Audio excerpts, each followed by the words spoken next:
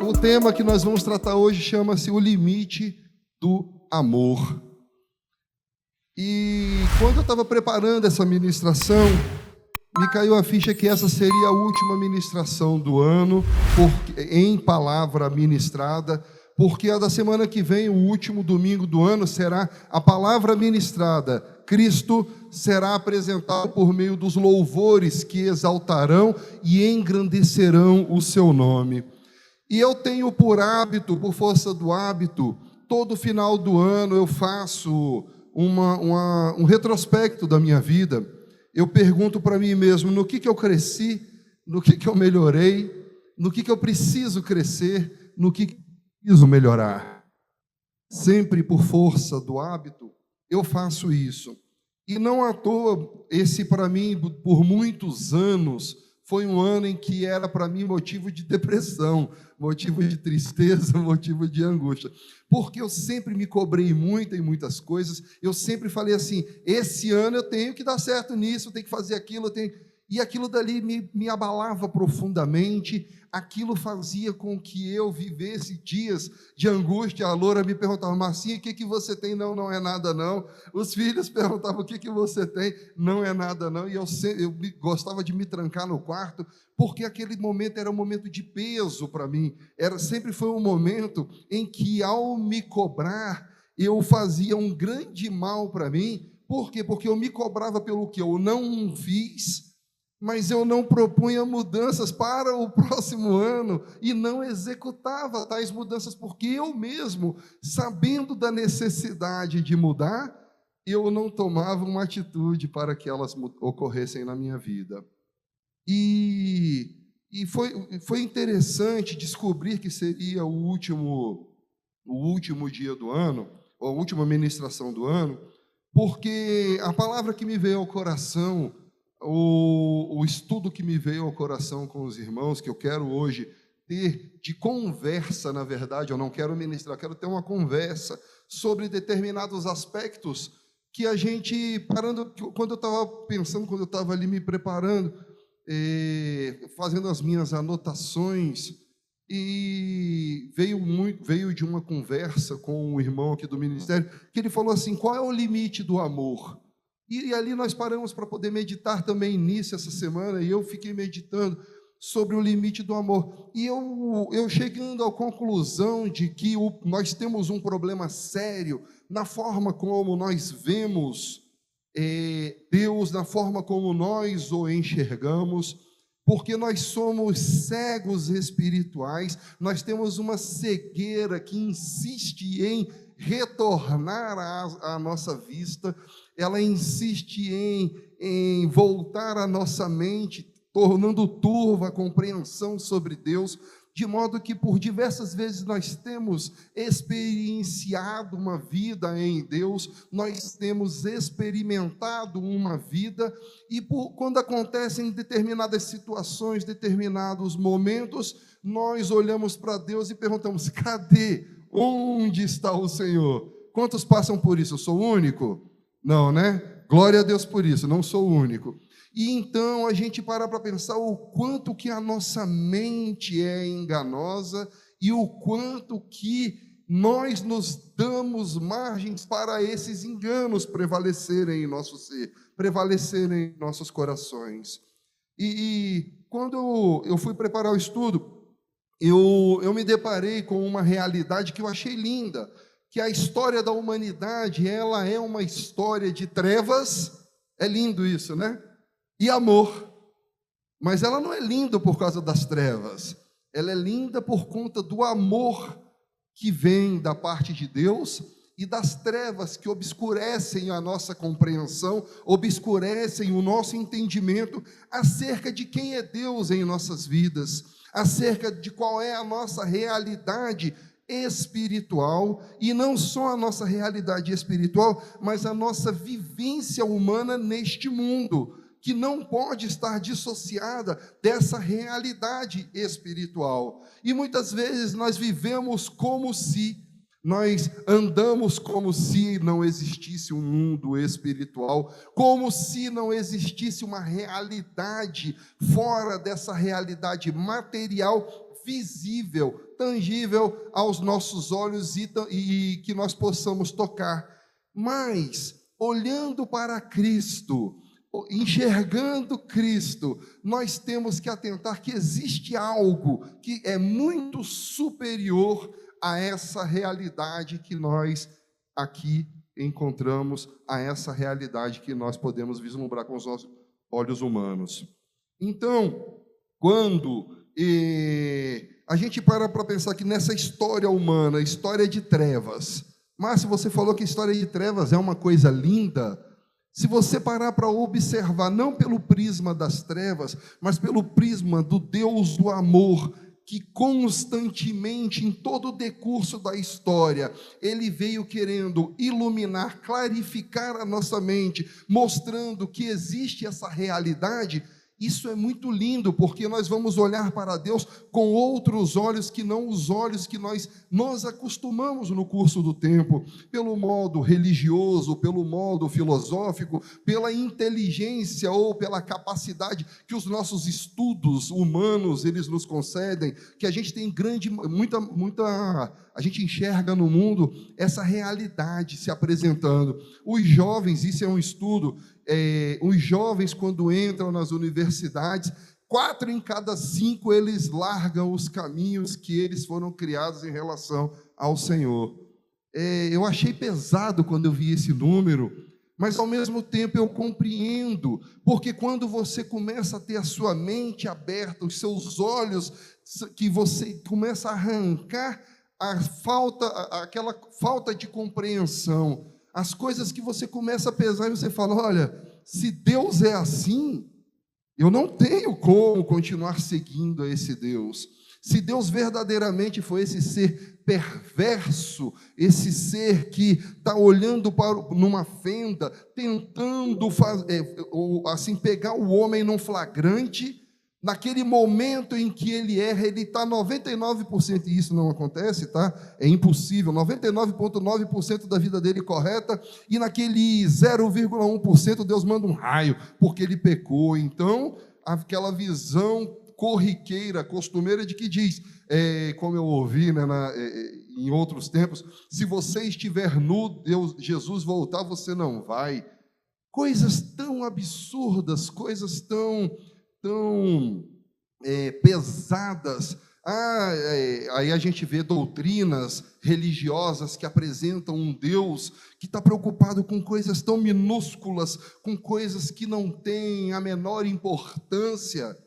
Aí você fala, mas irmão Márcio, por que você está falando isso aqui no DEVAP, que nós não nos apegamos a essas pequenas coisas. Nós sabemos que Deus é um Deus que vive uma outra realidade que não é difundida pelo mundo. Eu explico. É porque nós trazemos resquícios na nossa mente e no nosso coração que nos impedem de enxergar a verdade sobre Deus.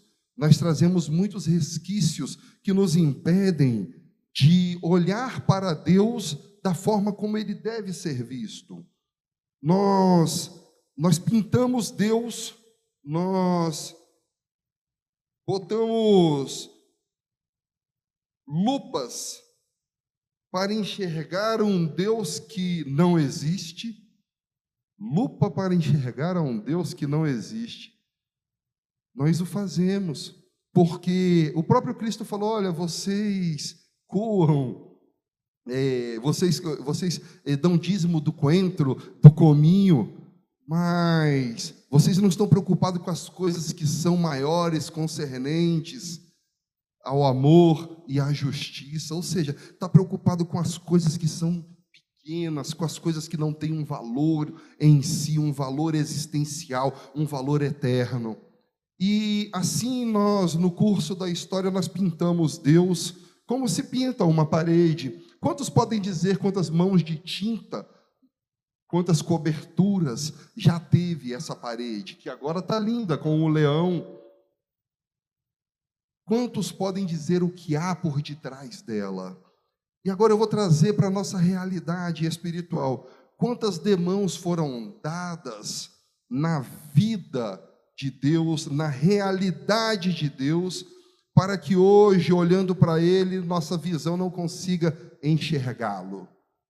Quantas demãos na história o homem foi criando deuses à sua imagem e semelhança, criando características de Deus que não são verdadeiras, que não representam a Deus, mas nós, por uma herança geográfica, por uma herança histórica, acreditamos tratar-se de Deus. São muitas as demãos. E eu quero trazer um texto para os irmãos. Esse texto, ele, quando lido aqui em certa feita, ele foi motivo de rachadura, porque alguns irmãos não aceitaram a visão de que existem visões diferentes acerca de Deus. Os irmãos sentiram dificuldade, mas hoje eu me dirijo a uma igreja mais madura, que consegue enxergar quem Deus não é, quem Deus é, o quão distante, mesmo em sinceridade, nós estávamos de enxergar alguns atributos divinos.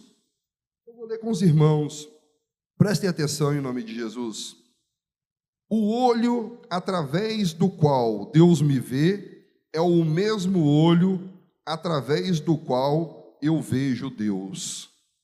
Essa primeira parte eu vou fazer uma pausa para voltar para o texto. Ele coloca: o olho através do qual Deus me vê é o mesmo olho através do qual eu vejo Deus. Se você pinta um Deus que está esperando o momento certo para se vingar, em qual Deus você vai acreditar que ele, diante do seu erro, o Deus que vai dar misericórdia ou o Deus que vai se vingar? Você entende que a forma como você enxerga Deus é a forma como no seu coração você vai conceber o próprio Deus? Então você acredita piamente que Deus é aquilo que você acredita que Ele é, porque você vai pegar as suas razões, justificando quem é Deus, e vai aplicar ali a sua visão sobre Deus. Compreenderam ou não? Amém? Então aqui diz: e assim Deus virou, assim como o olho através do qual Deus me vê é o mesmo olho através do qual eu vejo Deus. E assim Deus virou o vingador que administra o inferno, o inimigo da vida que ordena a morte, eunuco que ordena a abstinência, juiz que condena, carrasco que mata, banqueiro que executa os débitos, inquisidor que acende fogueira, guerreiro que mata os inimigos, igualzinho aos pintores que o pintaram. E aqui estamos nós diante deste mural milenar gigantesco, onde foram pintados rostos que os religiosos dizem ser rosto de Deus. Cruz, credo, exorcizo. Deus não pode ser assim tão feio. Deus tem que ser bonito. Feio é o cramulhão, o cão, o coisa ruim, o demo. Retratos de quem pintou. Isso sim, menos que caricatura. Caricatura tem parecença. Máscaras, ídolos. Para se voltar a Deus é preciso esquecer muito. Desaprender o aprendido, raspar a tinta. Os que não perderam a memória do mistério se horrorizavam diante dessa ousadia humana. Denunciaram. Houve um que gritou que Deus estava morto. Claro, ele não conseguia encontrá-lo naquele quarto de horrores. Gritou que nós éramos assassinos de Deus. Foi acusado de ateu. Mas o que ele queria de verdade era quebrar todas aquelas máscaras para poder de novo contemplar o mistério infinito. Outro que fez isso foi Jesus. Disse Jesus: ouviste o que foi dito aos antigos? Eu, porém, vos digo. O Deus pintado nas paredes do templo não combinava com o Deus que Jesus via. O Deus sobre o qual ele falava era horrível. As pessoas boas e defensoras de bons costumes. Dizia que as meretrizes entrariam no reino à frente dos religiosos. Que os beatos eram sepulcros caiados, por fora brancura, por dentro fedor. Que o amor valia mais do que a lei e que as crianças são mais divinas que os adultos. Que Deus não precisa de lugares sagrados, cada ser humano é um altar onde quer que esteja. Essa passagem, esse texto, ele faz menção à forma como, na história, os homens pregaram Deus e disseram que Ele é. E quando a gente olha para a igreja, eu vou botar um grande exemplo, a igreja que se prega uma verdade tão profunda, uma igreja que fala sobre coisas que são concernentes à nossa própria natureza, fala de verdades que geram transformação no nosso caráter, geram transformação no nosso ser, na nossa existência, nos tiram das trevas e nos transportam para a luz do amor do Pai. E uma igreja dessa que não prega que Deus ele vai abençoar, vai multiplicar a bênção sobre as suas vidas, se você assim dizimar, e se não dizimar, vai devorador, cortador e migrador na tua casa. Uma igreja que não diz que você vai orar numa língua estranha, porque você não tem como demonstrar a sua santidade para os outros.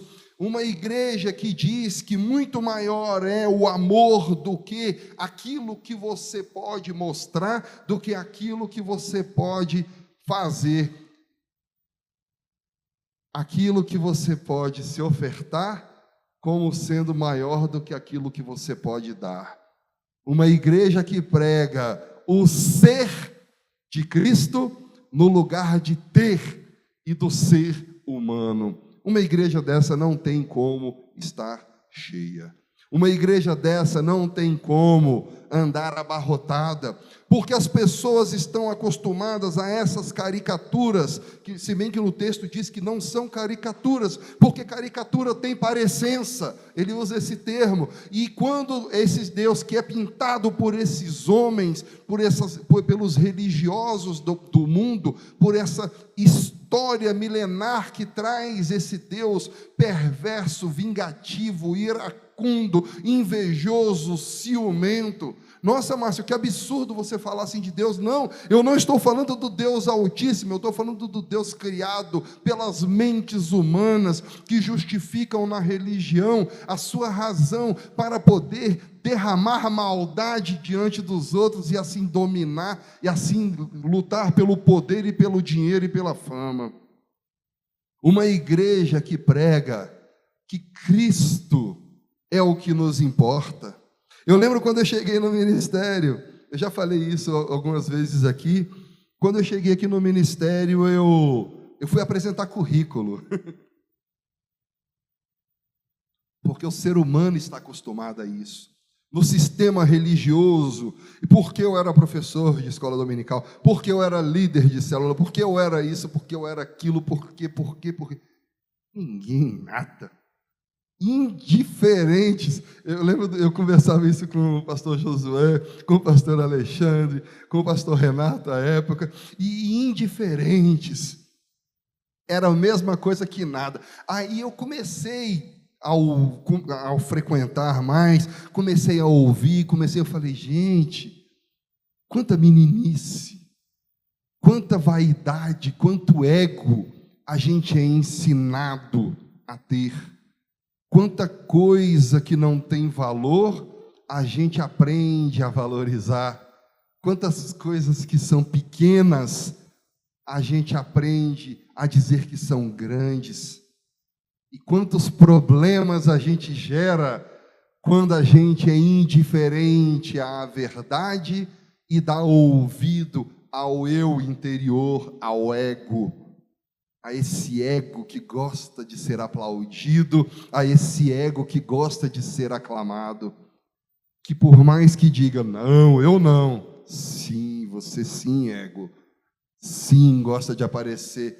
Quantos atos de misericórdia são para engrandecimento próprio, Henrique? Quantas coisas nós fomos ensinados nesse caminho.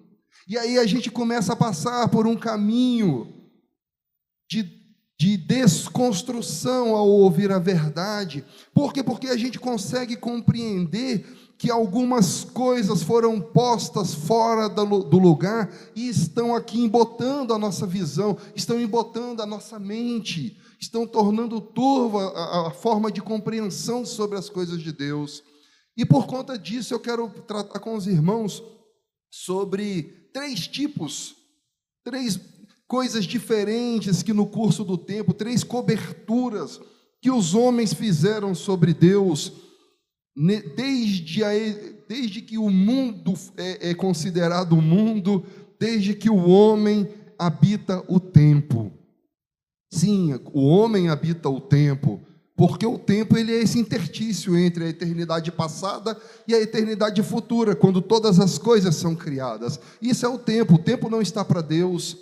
E ontem foi interessante, na hora que fomos ministrados aqui nos casais, que foi dito o seguinte, que quando a gente para pensar que está encerrando um ciclo, encerrando um ano, a gente precisa parar para pensar em algumas coisas, porque a nossa vida ela é feita desses ciclos. O tempo não está para Deus, mas ele está para o homem. E quando nós usamos essas demarcações de tempo, nós temos objetivamente alguns aspectos que nós podemos nos apegar para poder fazer essa medição. Crescimento em Cristo, diminuição do eu, uma é consequência da outra, né? A outra é consequência de uma, na verdade. E a gente, quando foi ministrado, o bispo Alexandre falava o seguinte, muita gente comemora a virada de ano com alegria pelo ano que chega. Mas vocês já pararam para pensar que um ano que chega é um ano a menos na soberania divina para o seu fim neste mundo? Digamos, você vai ter 70, 80 anos, essa é a soberania divina, dizendo que você vai viver até essa idade. Então você já está um ano mais próximo da data que o soberano disse, ele vai viver até essa data. De modo que aquilo que comemoramos como sendo um novo ano, ele finda um que ficou para trás. E tem uma música que fala o trem da vida, né? Que a estação da vida, onde um sobe e o outro desce, que o mesmo lugar de chegada é também o de partida. E esse ponto, essa referência que a gente precisa ter sobre a nossa existência, deve nos fazer pensar o que nós fizemos, onde estamos trilhando e o que estamos trilhando, porque a primeira coisa a primeira cobertura que eu quero tratar com os irmãos, trata sobre o caráter de Deus. Quando eu quero que os irmãos levantem a mão se conhecem essas frases, tá? A Deus pertence a vingança. Conhecem? Ai de quem vem o escândalo. Só 3. Olha, glória a Deus, vocês foram criados com anjos. Ai de quem mexe na menina dos olhos. Ai de quem mexe no ungido de Deus. E assim, vamos lá. Mais exemplos. Posso falar do inferno, que os irmãos criaram um inferno, um lago de fogo, um tacho, em que o homem vai sofrer ardentemente e rangendo dentes por toda a eternidade. Só Cristo é eterno, mas o irmão que pecou também é eterno agora. por causa do mal que tem que sobrevir, por causa de, às vezes, 30 anos de existência nessa terra. Agora ele vai sofrer por 1 quintilhão de anos na eternidade. 10 sextilhões de anos na eternidade por causa de 20 anos que ele viveu. Ele morreu, coitado. Teve um acidente de carro, estava bêbado, morreu com 20 anos. Coitado, vai arder no inferno por toda a eternidade. 10 sextilhões de anos. Não sei nem quantos zero tem isso. Você conhece? Não sei nem quantos zero, mas vai sofrer por causa de 20 anos nessa terra. E assim a gente concebeu esse Deus. Mas talvez você diga, Márcio, eu não acredito nisso, mas você acredita sim que Deus, Ele tem problemas em te perdoar diante dos teus erros, porque você se sente culpado, você se sente julgado e condenado, porque há uma raiz de incompreensão na sua mente. Você não consegue olhar para Deus como aquele que ama. Vocês querem que eu prove isso? Lembram-se da briga existente quando foi falado assim, que a regra de Deus é a salvação e não a condenação. Quantos se lembram disso? Lembram-se? A igreja rachou. Por quê? Como assim? A regra de Deus é a salvação?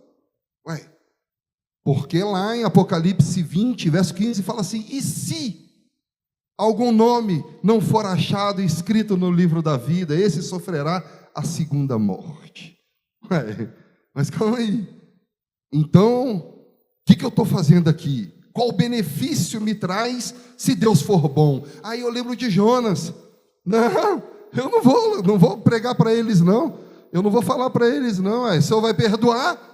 Mas claro que vai perdoar. Isso é atributo divino. O amor faz parte da natureza de Deus, que foi encoberta, essa parede foi pintada por homens perversos que dominaram religiosamente os outros homens. Então, quando nós olhamos para o caráter divino, nós podemos enxergar uma figura monstruosa de Deus, um Deus pintado à imagem dos homens que o criaram. Mata mulher e crianças, não deixa nada. Olha, se a ovelha pisar no monte, taca pedra. E nós, por muitos anos, justificamos, não. Deus é justo. Meu irmão, todo esse sofrimento é por causa de um fruto, de uma fruta, de uma maçã. Não, a justiça de Deus, ela deve ser respeitada, porque Ele é soberano. Você acha isso justo? Eu faço um desafio. Faça isso com o seu filho em casa. Coloca 5 frutas. Não precisa ser um jardim de frutas, não. 5. E fala assim, você pode comer dessas 4, mas dessa daqui eu não quero que você experimente. Por quê, papai? Porque eu não quero. Papai, mas o que essa fruta tem de mais? Tem de mais a minha vontade de que você não coma. Mas, pai, não tem nada de mais? Não. E tem mais. Se você comer, você vai sofrer. Eu vou te botar para fora de casa, onde você não terá cama, onde você não terá alimentos que eu gero para você, que eu coloco na nossa mesa. A sua segurança está por tua conta. A sua vida passa a ser responsabilidade sua. Aí ele fala, mas pai, eu só tenho 13 anos, 14 anos. O problema é seu, se você desobedecer, aí o filho vai lá, na hora que o pai sai, e ele come aquela fruta. Me respondam, você colocaria o filho para a rua, para ele poder passar frio, fome, ter a insegurança desse mundo, ter que dar conta de si mesmo? Quem faria isso? Levanta a mão. Ou então não levanta a mão, não. Levanta os olhos a Cristo. Olha para Cristo e fala assim, Senhor, eu faria por justiça. Mas se você que reconhece, e eu sei que todos reconhecem, que ninguém faria isso com o próprio filho. Você que tem coragem de dizer que não faz com o filho, mas o pai que não ama, mas que é o amor, faz. Então essa tela que foi pintada sobre o caráter divino está muito nebulosa no teu coração. Porque o caráter de Deus, um dia eu falando sobre o caráter de Deus, eu fiz a seguinte pergunta: Deus ama? Se eu perguntar para vocês, Deus ama? O que vocês me respondem? É uma pergunta. Deus ama? Sim. E se eu disser para você que Deus não ama? Isso assusta? Não, né, Vera? Sabe por que Deus não ama? Quando nós falamos um verbo, ele pode ser conjugado no futuro: amarei, amarás, amará. No presente: amei, amaste, amou. Amo, amas, ama. Mas quando conjuga no passado, ele indica uma ação que já se esgotou.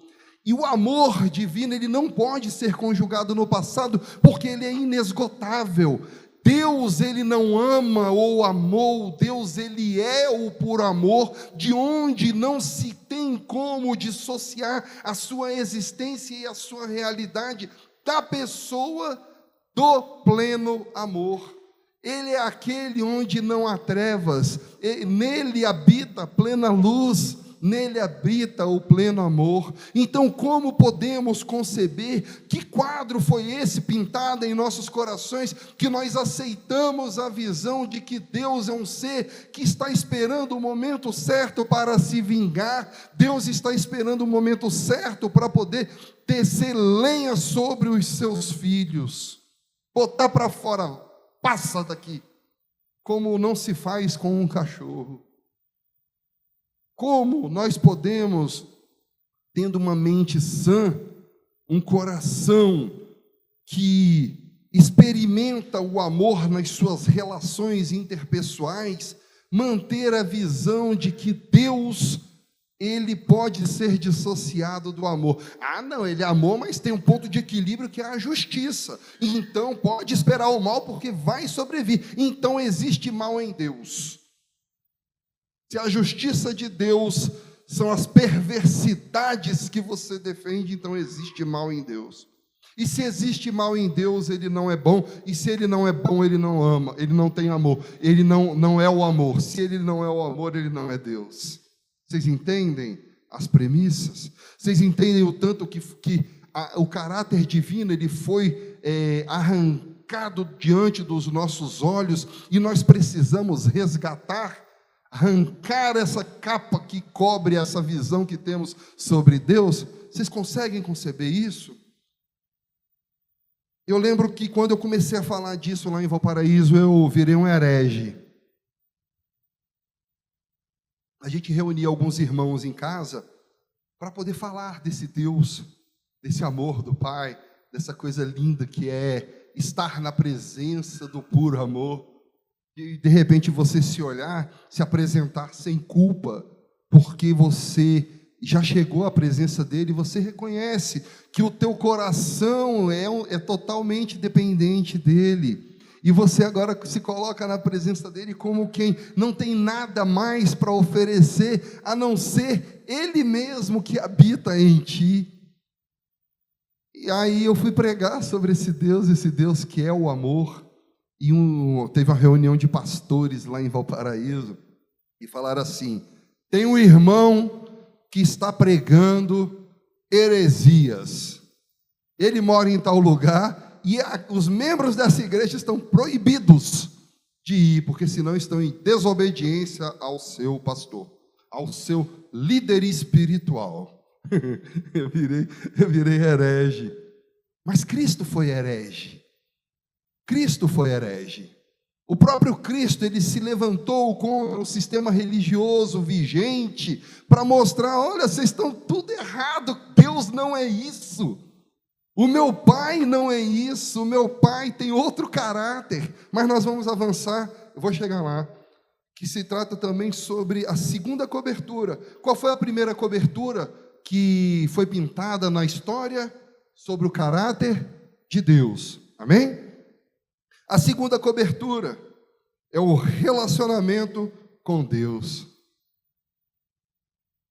Quando, lá em Gênesis 3:8, né, que fala metaforicamente, fala de uma forma didática, pedagógica, que Deus, ele na virada do dia, ele descia para ter com Adão. Ele tinha o momento de comunhão com Adão. Mas a gente sabe que a Escritura nos mostra a plena comunhão que o Pai tinha com Adão, que Adão tinha com o Pai.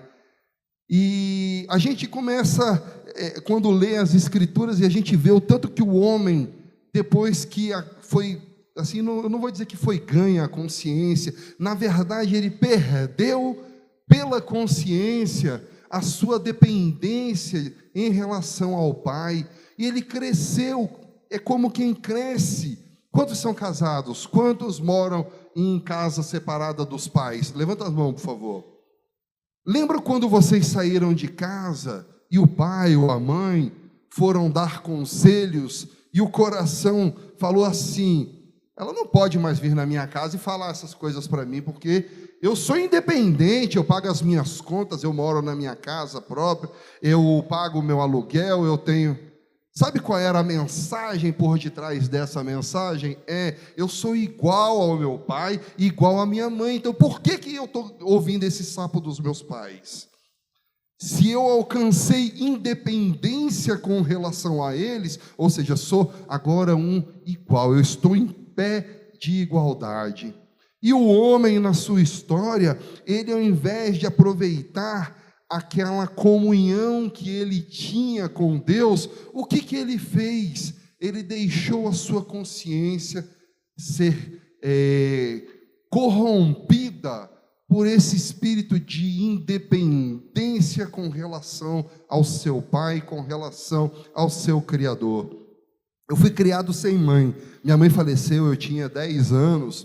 E eu lembro que a Loura, ela quando eu comecei a namorar com ela, ela pegava a cotonete e falava assim: deixa eu limpar o ouvido. E ela vinha, pegava barbeador, ela vinha me barbear. Eu fui criado sem mãe, então para mim aquilo tudo era me tratar como criança. E eu falei: Loura, eu sou adulto, não precisa me tratar dessa forma. Eu perdi, porque se voltasse a fazer, não seria mais espontâneo, daquela forma como ela fazia, mas era o cuidado. Mas como eu não estava acostumado, como a minha mente estava entenebrecida ao carinho dela em relação a isso, eu não conseguia enxergar que aquilo era cuidado, e assim os homens com relação a Deus o fizeram. O cuidado de Deus passa a ser agora uma ofensa, uma agressão, porque como assim eu vou dar satisfação a Deus, se eu posso todas as coisas?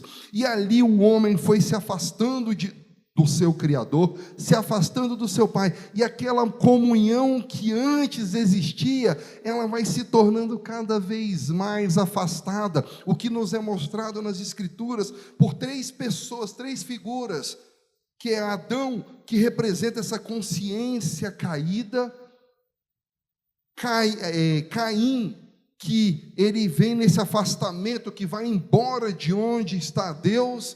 É representativo isso, porque ele vai para a terra de Nod, e ele fala: não, eu não quero estar onde Deus está. E o ápice dessa queda, representado em Nimrod, que ele chega num ponto de queda tal que agora ele se opõe a Deus, olhando olho no olho, como quem fala assim: quem é você?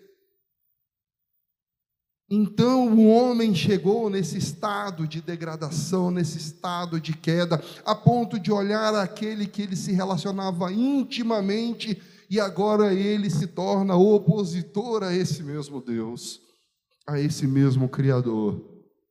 E o que aconteceu? No curso da história, Deus ele vem tentando resgatar essa comunhão. Nós olhamos em Gênesis 12, Abraão, sai da tua terra, sai do meio da tua parentela, que eu vou fazer de ti uma grande nação. E Abraão vai, olha, sai da tua parentela, leva Ló. Ele no deserto, ele mente, minha irmã, minha esposa é minha irmã, porque eu estava com medo, sabe, Deus? E ali, com todos os erros e falhas, Deus se mantém fiel. Deus se mantém fiel ao propósito de resgatar a comunhão com o homem. Olha, Abraão, eu vou te dar filho. Aí Abraão vai lá e tem um filho com a escrava. Deixa eu ajudar Deus. Não entenderam nada, e Deus fala: não é assim, não é assim. A tua carne, ela vai estar mortificada, porque ela não tem valor para mim.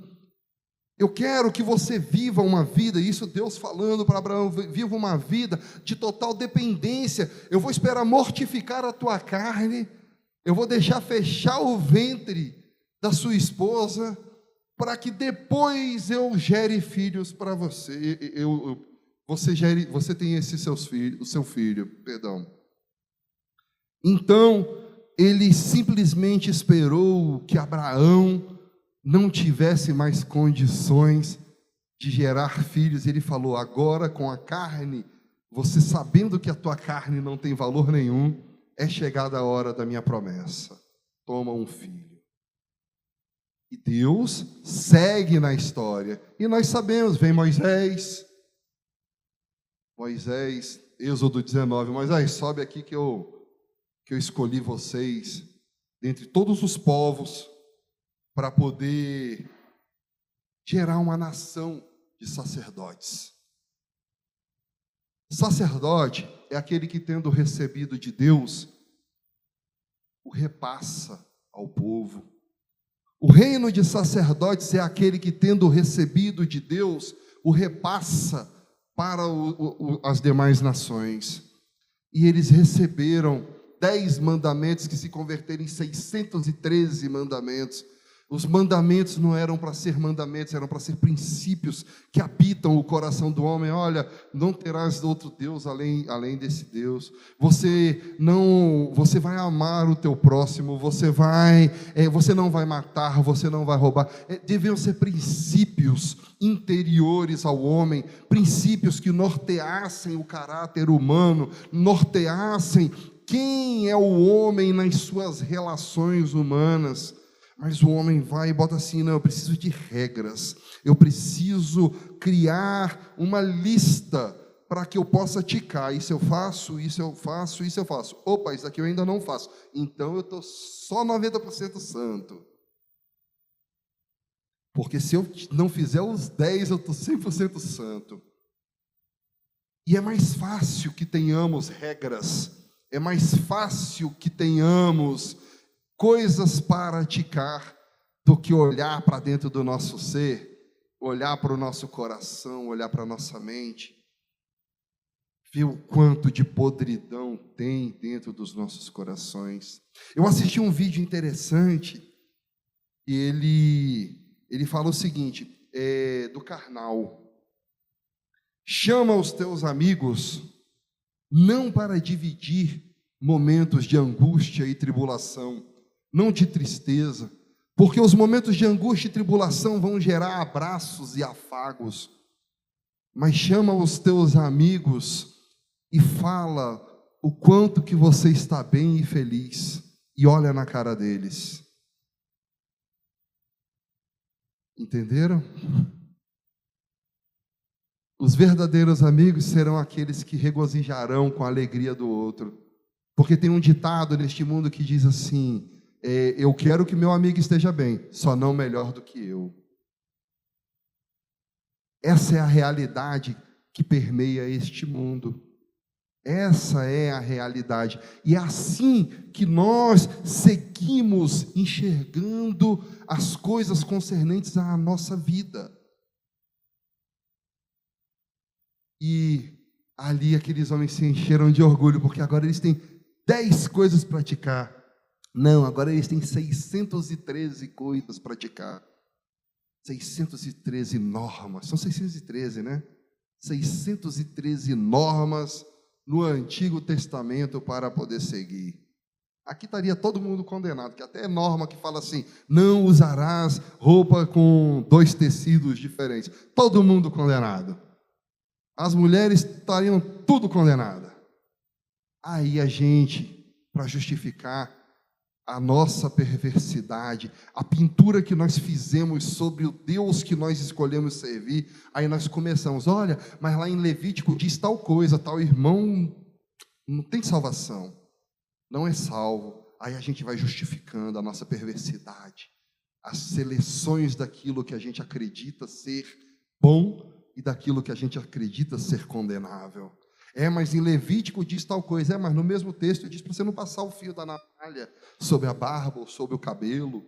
Pai, mas por que isso daqui, para condenar o irmão é bom e para te condenar, não, isso daí passou, isso daí faz parte de uma outra. Isso tudo faz parte da forma como a gente enxerga Deus, primeiro como a gente vê o caráter de Deus e a forma como a gente se relaciona com esse mesmo Deus. Porque tendo regras, a minha relação ilusória com Deus eu estou seguindo essas regras, então eu estou bem com Deus. E os homens na religião, os homens na história começaram a criar tantos mecanismos, olha, holocaustos, sacrifícios. Teve uma colocação que eu vi, o cara falou assim, ninguém promete para Deus, olha Deus, se o Senhor me abençoar dessa forma, eu vou pegar os poemas de Fernando Pessoa e vou entoar para o Senhor, eu vou passar horas do meu dia declamando os poemas para o Senhor. Ninguém faz isso. Mas fala assim, eu vou subir 400 degraus de uma escada de joelho para eu poder ferir o meu joelho. Que Deus sádico, que Deus perverso, que quer ver o filho esfolar as pernas para trocar uma bênção. Irmãos, vocês podem falar, eu não entendo Deus dessa forma. E quantos resquícios sobre Deus ainda habitam e povoam o coração? Quantas são as máculas sobre a pessoa de Deus que existe? Você hoje consegue se chegar a Deus sem medo? Você consegue se aproximar de Deus? Ou você fala assim, não, eu acabei de falar um palavrão, eu não consigo nem orar. São coisas tão pequenas, mas que têm uma implicação tão profunda na nossa vida. São coisas tão miúdas, muitas vezes, que acontecem no nosso dia a dia, e a gente deixa de se apresentar, Senhor, olha, eu sei, Pai, eu sei que eu caí de novo, eu sei que eu errei, mas está aqui, ó, meu coração, limpa, ajuda, Senhor. Eu não tenho forças humanas para poder fazer isso daqui. Eu não tenho forças humanas para poder gerar em mim a redenção, a transformação. Mas eu sei que o Senhor, a sua santidade é tamanha, que isso pode ser gerado e transformado em mim. Gera, Senhor. Aí você mostra a sua dependência em Deus. Ontem falávamos aqui do orgulho que sentem. Eu orei meia hora, eu me ajoelhei e orei 30 minutos na presença de Deus. Aí o outro vai, né, infla o peito e fala assim, orei por 2 horas. Ai, só a nossa vida, ela deve ser de orar sem cessar. Você está no trabalho, tem a sua mente voltada ao Pai, você está dirigindo, Deus, que o Senhor seja o primeiro para todas as coisas, gera, transforma, ter um momento de comunhão, como quem está conversando, como de fato está diuturnamente com o Pai, porque o Pai nos responde se assim dermos ouvidos a Ele. Tem uma música do PG que ele fala assim, sejas meu universo, que sejas o primeiro raio de luz que adentra o meu quarto.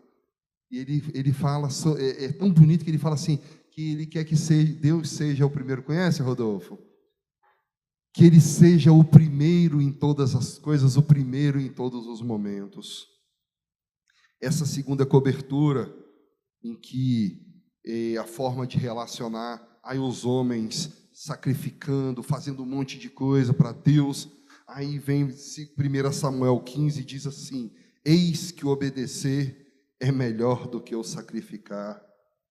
Lá em Jeremias 7, 22. Eu queria que os irmãos pegassem Jeremias 7, 22, por favor. É o tempo.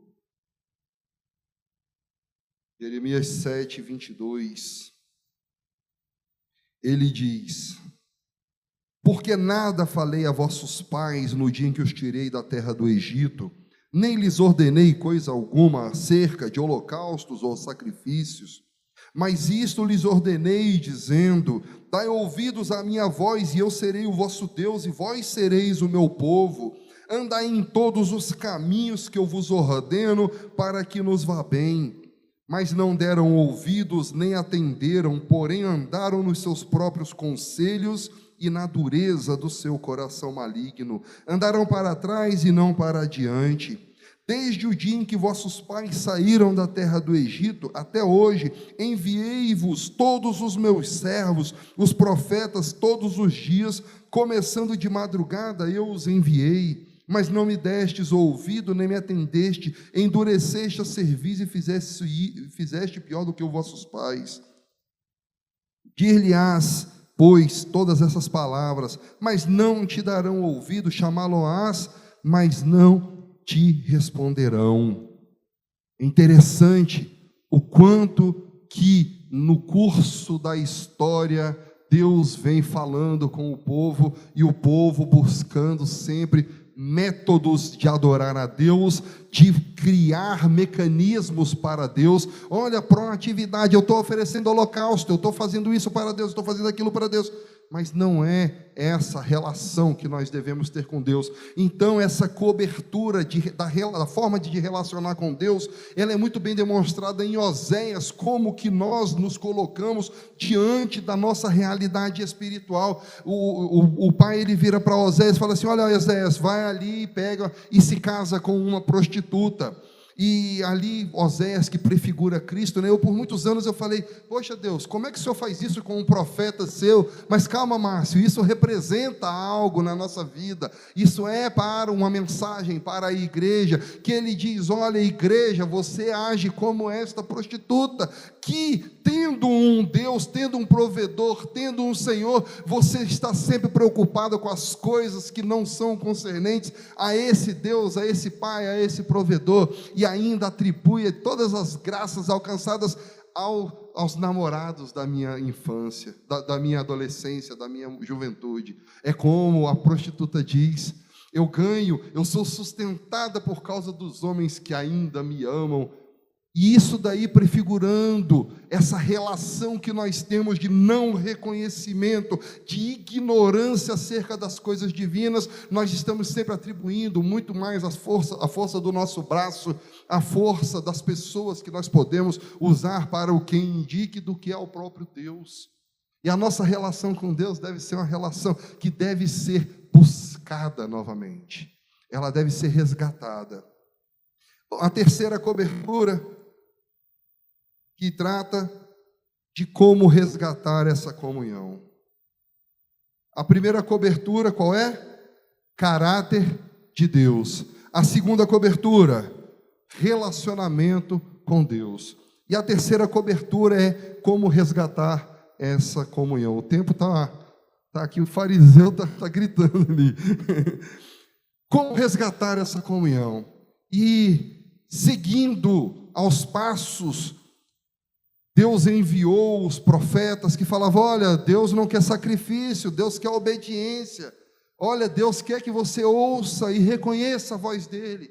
Aí vem Cristo que fala: olha, para com todas as coisas que vocês têm feito, para com tudo que vocês estão fazendo, porque nada que é exterior ao homem pode redimir, nada que é exterior ao homem pode salvar. Todas as coisas que são provenientes do coração, essas são as que importam. Então agora nós devemos parar de olhar para as coisas e olhar para Cristo, que é o paradigma de toda a nossa existência. Ele é o homem por excelência que nós devemos almejar alcançar.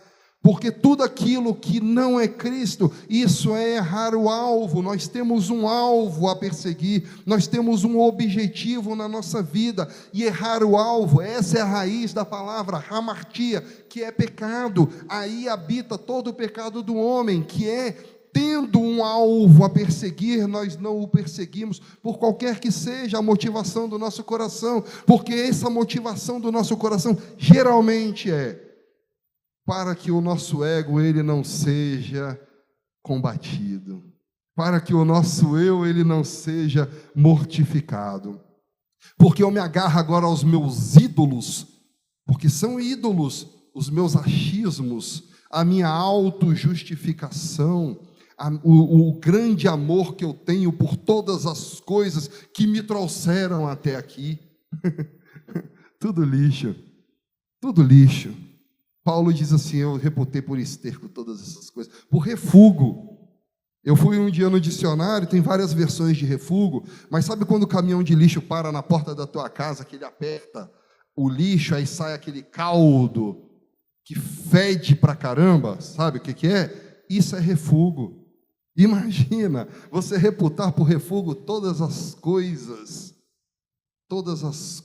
concernentes a essa vida, porque agora você sabe que você tem um pai, você reconhece que a sua intimidade com Ele não está ligada naquilo que você pode oferecer ou fazer no seu ativismo, mas você olha para Ele e reconhece que Ele, eu vou usar uma palavra, espero que os irmãos entendam, Ele anseia ter comunhão conosco, porque Ele sabe que a ausência dessa comunhão nos é a própria condenação, nos é a própria sentença de tudo que há ruim.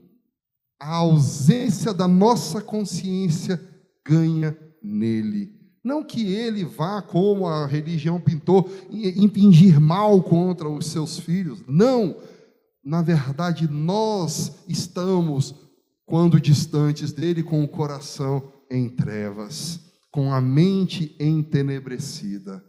E aí nós não vivemos o amor, nós não vivemos o belo, nós não vivemos a plena existência do Pai em nós.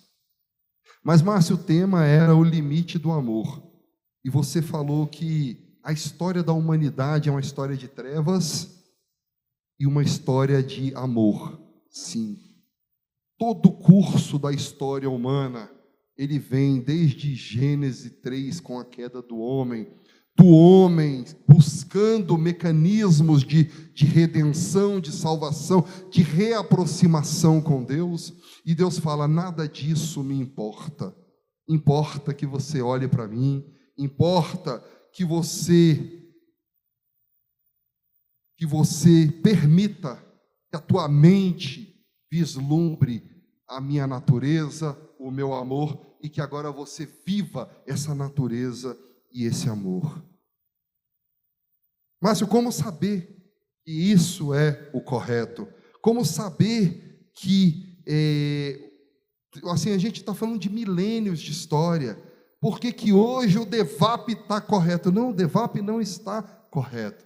As Escrituras estão, principalmente na parte que fala sobre Cristo, em que os fariseus, eles pegam para Cristo e falam assim: olha, qual é o resumo da lei? Qual é o principal mandamento? E ele responde: olha, amar a Deus acima de todas as coisas e ao seu próximo como a ti mesmo. Ele fala sobre o amor habitando o nosso ser.